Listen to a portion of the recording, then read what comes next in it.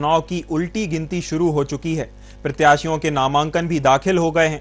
प्रदेश के राजनीतिक दलों के समक्ष अब एक नई बड़ी चुनौती भी है कि वे अपने बागी नेताओं को कैसे मनाएं।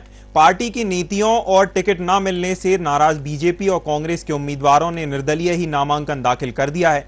वहीं कुछ बागियों की नाराजगी ऐसी भी है कि उन्होंने पार्टी तक छोड़ने का फैसला ले लिया। ऐसे में चुनाव से पहले राजनीतिक दलों की चिंता इन बागियों से बढ़ा दी है। बीते दिन नामांकन की अंतिम तिथि में रायपुर समेत अलग अलग क्षेत्र से भाजपा और कांग्रेस के बागी उम्मीदवारों ने अपना नामांकन दाखिल किया और जिन्होंने नहीं किया वे दूसरी पार्टी में शामिल हो गए।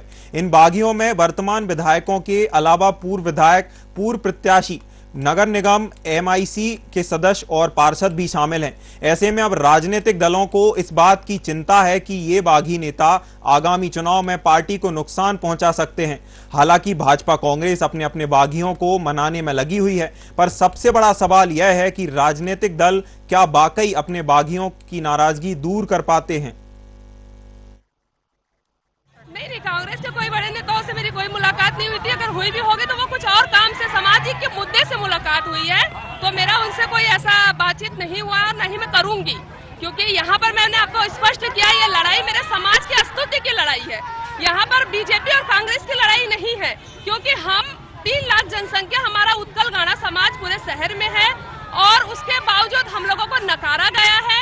और चारों विधानसभा में मुझे ऐसा लगता है कि एक महिला का होना जरूरी है, ताकि महिलाओं की बात को वो पूरी तरह से रख सके। तो ये नशे का झूठा वादा करके जो सरकार में आ गए उनको भी खदेड़ना है और इसके कारण मैंने आगे बढ़ा हुआ है। महिलाओं का सबका ये था कि नहीं दीदी, एक महिला को होना बहुत जरूरी है और आप हमेशा मेरे लिए लड़ती है, तो आपका आना बहुत जरूरी है। तो पूरे समाज की, पूरी जनता की, और ऐसा नहीं है खाली उत्कल समाज, यादव समाज, साहू समाज, हर एक अन्य समाज के लोग मेरे साथ है और सबकी अनुमति से ही मैंने ये चीज सोचा है।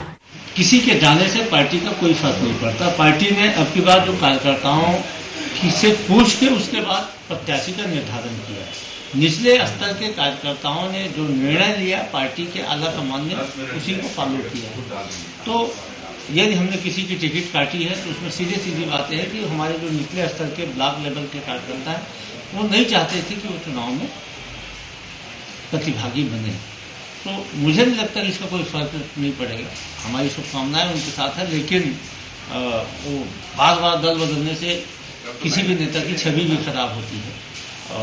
कांग्रेस के साथ थे, कांग्रेस ने उनको विधानसभा का टिकट दिया, विधायक बनाया, साथ ही उनको संसदीय सचिव भी बनाया, लेकिन उन्हें थोड़ा धैर्य रखना। उनका हम बहुत बहुत स्वागत करते हैं, बहुत बहुत अभिनंदन करते हैं। उनके पिताजी जो गाहिरा गुरुजी थे, उन्होंने पूरे सरगुजा में एक जागरण चलाया था, जन जागरण चलाया था। उनकी मान्यता है, उन्होंने लोगों से शराबबंदी करवाकर और लोगों को कंठी पहनाकर और लोगों को सद रास्ते पर चलने का आह्वान किया था। आज उनके सुपुत्र सही जगह पर वापस लौट रहे, तो हम उनका स्वागत करते हैं, उनका अभिनंदन करते हैं।